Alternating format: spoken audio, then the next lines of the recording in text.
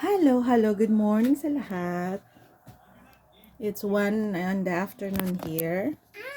At kagigising lang namin. Actually, yung mga bata ay gising lang. At nakaligo na ang motherhood. Gagawa lang ako ng breakfast namin. Breakfast pa to. Breakfast and lunch. Si Kika, she asked for cucumber because she likes it.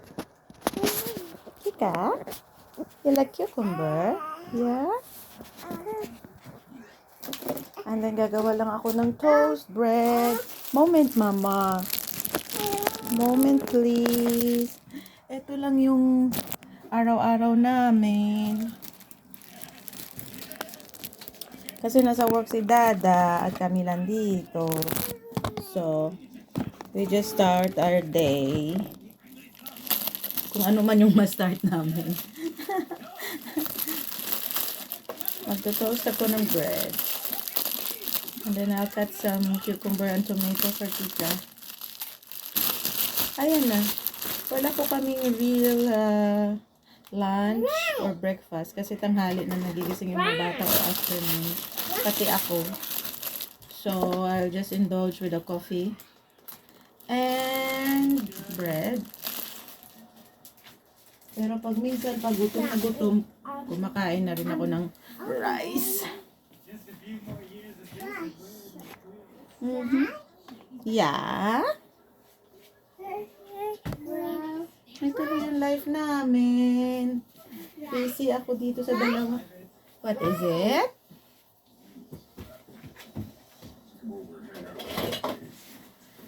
She's asking for her plate. No. I'm gonna cut her some cucumber.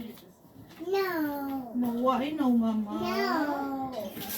No, no, no, no. She likes it so much. You like it so much, Mama? She like it so much. The cucumber and tomatoes at cabbage. So, ilagay natin dito. Habang karga-karga ko si Inday. Wait, Mama. You need to cut this one. For you and your sister.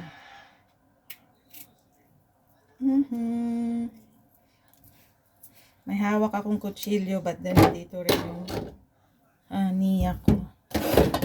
So, what happened with this one? Hindi ko siya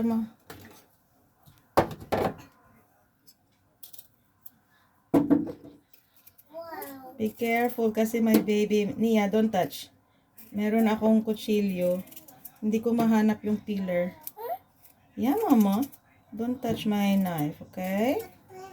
Careful. I'm gonna give you one. Don't worry. Yeah. Okay. Mommy, wait. Wait, Mama. Ito yung araw-araw naming life sa maliit naming apartment. Here, Mommy. Cucumber. Good job.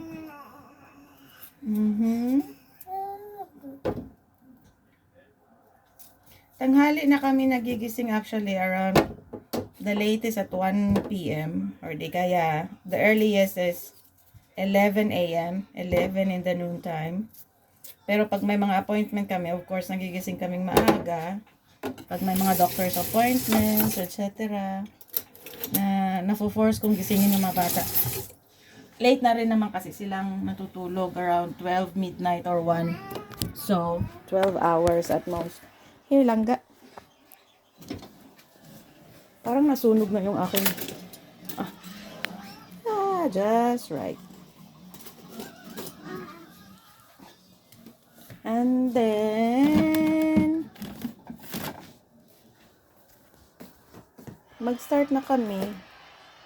Yun lang, kain-kain lang ng kung ano-anong makain. Snacks. More on snacks. Pero hindi kami into junk foods or chicheria. Like bread, vegetable like carrots, cucumber or tomatoes, or fruits, apple and banana. And kasi nga 1 p.m. na, 1 in the afternoon. So, dinner time na talaga ako nagluluto ng real food. So, pinaka main na eating time namin is night time kasi andyan na si Dada galing sa work. So, dinner yung pinaka main meal namin. Pati yung mga bata. Pero, yung mga bata, pinapakain ko sila anytime. Like, if there is rice in the noontime, pinapakain ko sila ng rice with soup. Aside from the vegetable na kinakain nila in spare time. Tapos, dumidede din naman itong maliit, breastfeeding. Tapos, yung isa, in the afternoon, tinatanong ko siya kung iinom siya ng gatas. Kasi pag umiinom siya ng gatas, possible matutulog siya. Hi! Palanggay ni Mama. So, ito lang yung daily routine namin. Maliit lang yung apartment namin. So, hindi kami masyadong there's something extravagant in our daily life. No, nothing. Wala lang, nood lang kami ng TV. Laro minsan. Tapos, cuddling with children. Minsan, pag maganda yung weather outside, my son, kagaya today, lumalabas kami. But then, kahit na may araw, if sobrang lamig, hindi ko rin sila dinadala sa labas kasi nga, kagaya ngayon, sinisipon sila at may ubo naman yung panganay. Kaya, wag muna kaming lumabas. Maybe in the weekend, pag may araw. That's our daily vlog here. As a mother, wala. Nakafocus na yung buong araw ko with the children. Pagtulog sila, doon lang rin ako nakakapagpahinga. Nakakagawa ng konting mga gawaing bahay. Minsan natutulog rin ako habang tulog sila. Sinasabayan ko sila kasi nga, hindi ka makakapagpahinga pag hindi sila tulog. Hi! Diba, Shats? Yeah! So, eto lang yung pang-araw-araw namin. Yes, langga. Yan lang yung daily lives namin dito. Wala naman kaming ginagawang extravagant talaga. Yeah. Na-starting na siyang mag-talking ang aking 10 months, baby.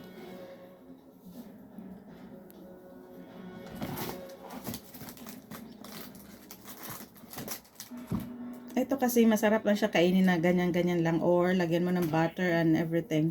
Jam with coffee. Tapos yung mga bata, pinapainom ko sila ng tea. Any kind of tea, especially chamomile tea. Kasi makakatulong sa digestion nila. Here. Kaya maganda yung poop nila kasi pinapainom ko sila everyday pagkagising. Yung breakfast nila accompanied with the tea. Pag kumakain kami ng lunch namin or breakfast or any in the pagising namin, pinapainom ko sila ng tea.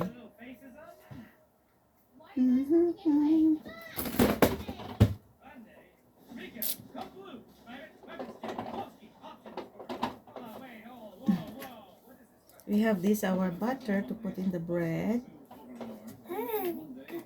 Yeah.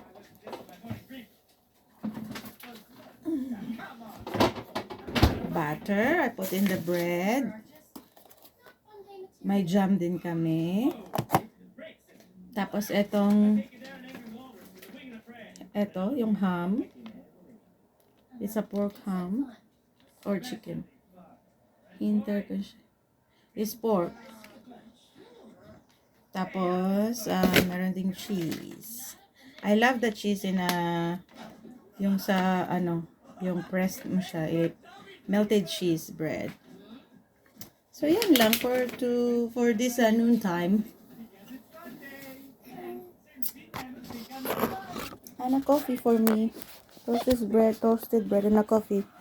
This little one, I'm gonna give her some real food. Meron kaming rice and adobo. I can give her. Kasi ayaw na niyang kumain ng mga ganitong jar food. Para sa kanya is so hindi na masyado excited. Gusto na niya yung mga hard ones. Although may ipin na siya, isa pa lang. Tapos patubo na yung dalawa. Gusto na niya yung hard food. So rice na yung pinapakain ko sa kanya with konting sabaw. Hi. Achoo.